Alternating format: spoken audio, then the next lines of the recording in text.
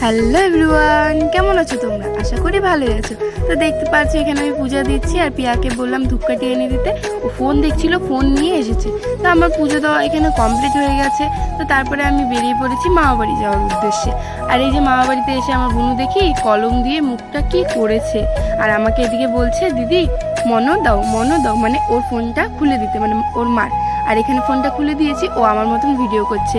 এই দেখো বদ্দি, এই দেখো থাম্মি, মানে কি বলবো, খুব হাসি পাচ্ছিল। এদিকে ভিডিও করছে, আমি এদিকে ভিডিও করছি। তো তারপরে এই যে মা এখানে ফোন করেছে আর কথা বলছে বুনু, আর বলছে পিয়া বান্দরনি, মানে পিয়া বান্দরনি এটা বলছে। আর ওখানে দিদুন বসে আছে আর এখানে বুনু কথাই বলছে।